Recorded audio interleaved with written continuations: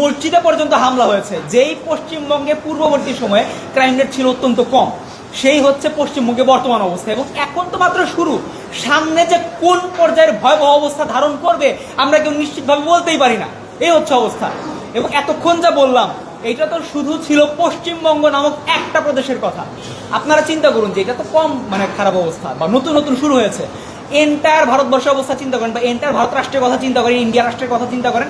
সেখানে আপনারা ইতোমধ্যেই জানেন যে সেখানে আমরা দেখতে পেয়েছি কিছুদিন আগেও মুসলমান নারী সে পর্দা করে, সে মুখে নিকাব নিয়েছে, জয় শ্রীরাম স্লোগান দিয়ে তার মুখে নিকাব খুলে ফেলা হয়েছে ভাই। এবং তার পরবর্তী সময় আমরা দেখতে পেয়েছি যে সেখানে মসজিদের সামনে, এখনো ভিডিও পাবেন, মসজিদে নামাজ হচ্ছে, সেই মসজিদের সামনে বিশাল বড় গ্যাং নিয়ে সেইখানে ডিজে পার্টি করা হচ্ছে ভাই। সেইখানে মেয়েদেরকে নিয়ে, ছেলেদেরকে নিয়ে সেখানে নাচানাচি করা হচ্ছে।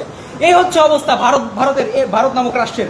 আপনারা চিন্তা করুন, সেখানে এমন অবস্থা যে জুমার নামাজ পড়া অবস্থা আমরা দেখতে পেয়েছি যে জুমার নামাজ পড়ছে একজন মুসল্লি, সে নামাজ পড়ছে, তাকে পুলিশ গিয়ে পিছন থেকে পিটিয়ে বের করে দিচ্ছে ভাই, গণহারে পিটানো হচ্ছে তাদেরকে।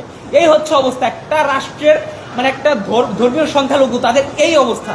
এবং এটার মধ্যে সীমাবদ্ধ না, আমরা পূর্ববর্তী সময় দেখতে পেয়েছি যে 500 বছরের থেকেও বেশি ঐতিহাসিক একটা মসজিদ ছিল বাবরি মসজিদ, সেটাকে ধ্বংস করা হয়েছে। সেই বাবরি মসজিদ ধ্বংস করার পরে সেটার প্রত্যেকটা ইট খুলে নিয়ে গিয়ে তারা হিন্দুত্ববাদীরা তারা সেই ইটের উপর প্রস্রাব পর্যন্ত করেছে। আপনারা চিন্তা করুন একটা জাতির উপরে বা একটা ধর্মের উপরে ঠিক কি পরিমাণ বিদ্বেষ তারা লালন পালন করে। সেখানে তারা রাম মন্দির নির্মাণ করেছে।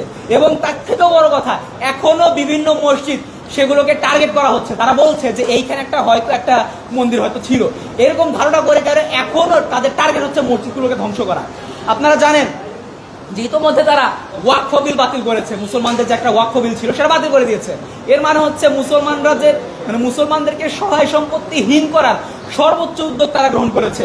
এবং তার পাশাপাশি তারা আপনারা CAA বা CAA সিটিজেনশিপ অ্যামেন্ডমেন্ট অ্যাক্ট, এটার নাম হয়তো আপনারা শুনেছেন, যার মাধ্যমে ভারতে যারা মুসলমান নাগরিক আছে তাদেরকে ভারতের নাগরিকত্ব থেকে শুধু বাতিল করা হবে না, বরঞ্চ বাংলাদেশে পুশিং করার মতো চিন্তা ভাবনা তারা লালন করছে এবং চেষ্টা করছে এই পর্যায়ে।